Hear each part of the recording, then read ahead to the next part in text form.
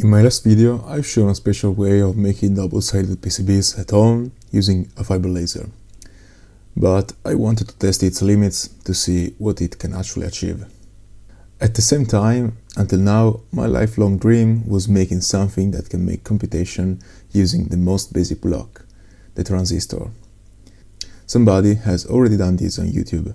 In fact, Hyperspace Pirate has done a nice explanation on the working principle of BJTs, MOSFETs and his 8-bit ripple carry adder. So, if you want to know more, you can check his video. My goal was to make it the smallest possible, even if with only 4 bits, but I also wanted to make it able to do subtractions and put in some simple memory arrays to keep the number steady. For the logic gates, I will use bipolar transistors and not MOSFETs. MOSFETs are faster and consume much less power than BJTs, but making logic gates with them means using a lot of components. More components means more time spent in soldering, and I'm too lazy for that. Despite that, they are basically a capacitor that must be discharged, otherwise it will keep being turned on. Not to mention the body diode that doesn't allow strange designs to save a few components. Don't take me for granted. I tried a few months ago SMD MOSFETs for logic gates, but they always blew up. Basically, I love them in integrated circuits and for power application, but in this case I simply can't use them. BJTs are slower, they consume more, but at least in most cases, the simple simulations I've done reflected reality. I will use resistor transistor logic because it allows me to use less components. These are the logic gates that I will be using. The NOT gate, whose purpose is to invert the input, is made with a transistor and a resistor in this configuration. The OR gate, which consists of an OR gate and a NOT gate, is made like this. If at least one input is high, the output of the NOR will be short circuited to ground, giving logic 0, and it will be then inverted, so it will be 1. There is a strange gate that allows to make a AND between the NOT of an input and the other input non-inverted. It is similar to the NOT gate. In fact, the NOT gate can be seen as a subset of this one, where the top input is just the power supply. If we extend this reasoning to this gate that has the resistor on the emitter, we can make a AND gate with just one transistor. We must consider that the output is degraded due to the negative feedback introduced by the voltage drop of the bottom resistor. The XNOR gate is made in this way, super compact, and it surprisingly works without destroying itself. It has a downside. The inputs must be solid logic 1s or 0s. They can't be high impedance. But this is not a problem because we will be using latches that will also be used as buffers. Talking about latches, they are the most simple memory block. They are the main core of SRAMs, but we are going to use them in the roughest way. There are just 2 NOT gates set in a feedback configuration. Using BJTs, the circuit is something like this, and looking at it work in real life, to me, is so satisfying.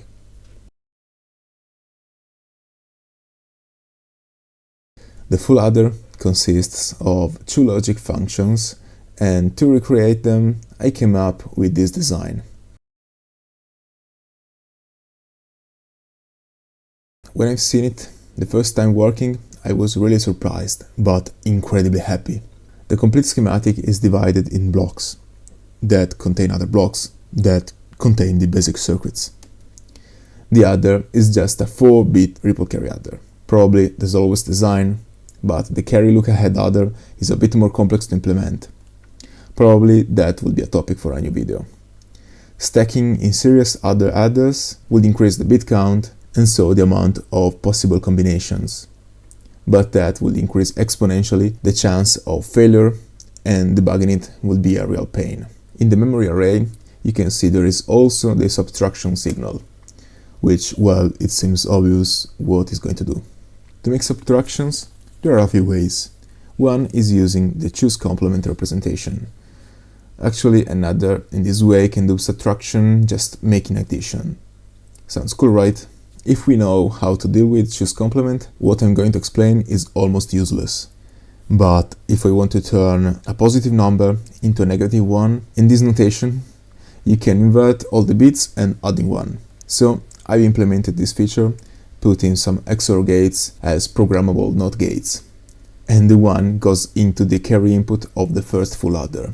This is the layout.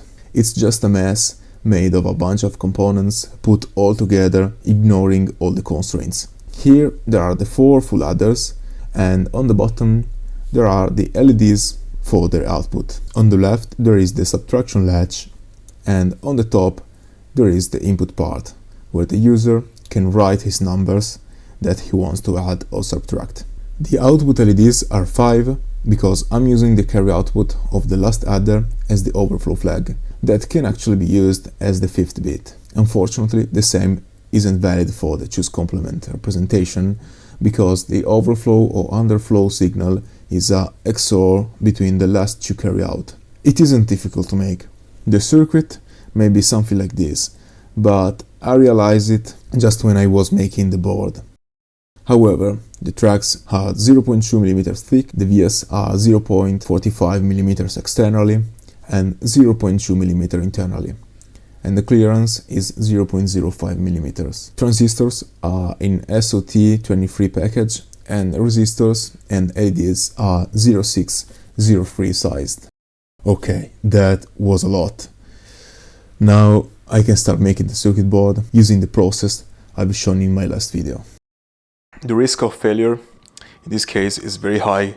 In fact, if this project is not going to work at first try, I think I will quit because it's too difficult.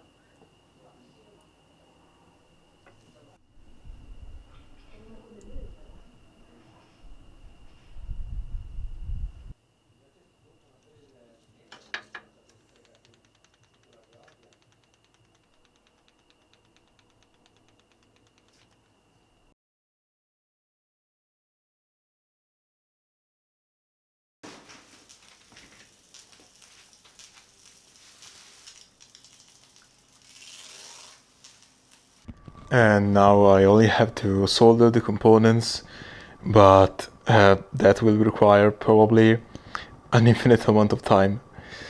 So let's do it.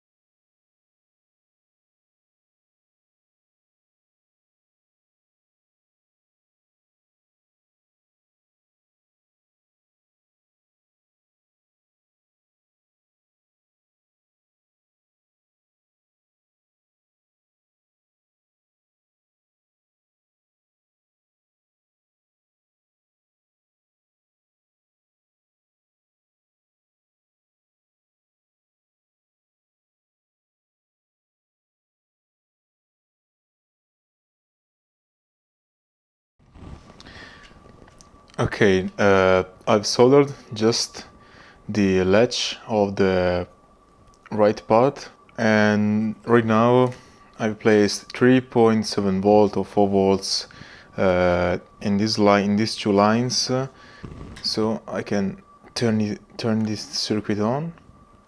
So I will try to put a voltage in all of these pads, and I expect the LEDs to turn on and stay there.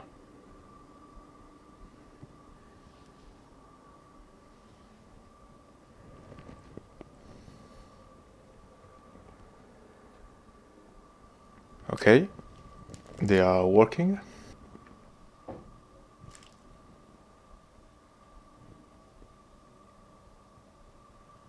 Okay, it is working. Okay, I managed to solder the components for the left side, and actually I had some problems. I did some mistakes in the design, and I also managed to make some under-carbonization in the track. And so I had to scrape it away with a small blade. That said, I can start showing that this circuit is working, because I already tried it off screen. It is working exactly as the right part. But if I turn on this latch, the XOR gates will invert these outputs.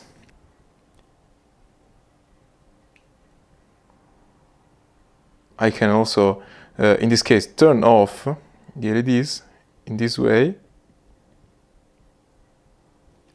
In the other part, it is working, obviously, without any constraints. I can turn on with the negative, which in the other part is going to deactivate it. And if I turn off this latch, the subtraction latch, it will invert again the outputs. To me, this is awesome. Now that I know that the top part is working, I can start soldering the components for the full adders.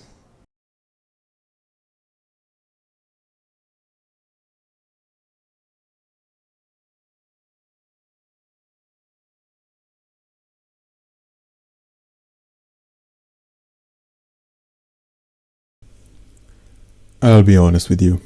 In the design, I've made too many errors, so I made a brand new one with features previously mentioned.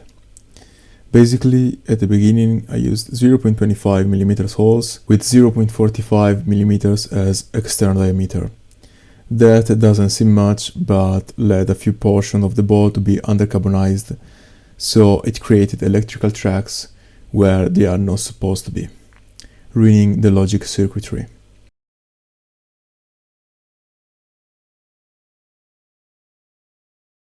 Now I can try a few combinations. First of all, I will try all the carry outputs.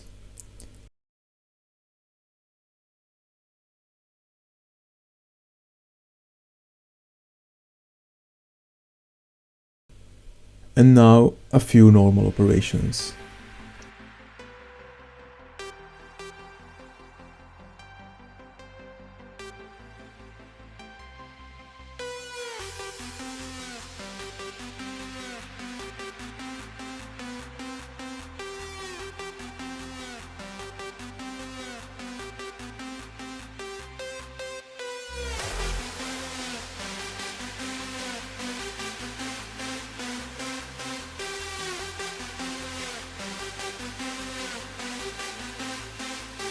In choose complement, I can only use the first 4 output bits, and so I can't go less than -8 and no more the +7, due to underflow and overflow respectively.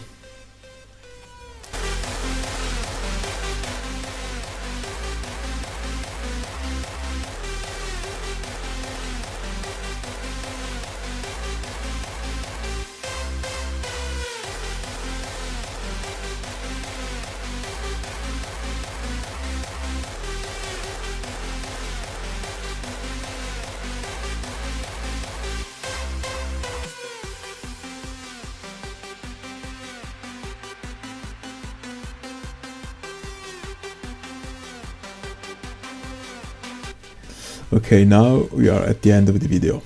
I really hope you enjoyed it. This was a very tough one, so thank you very much for watching.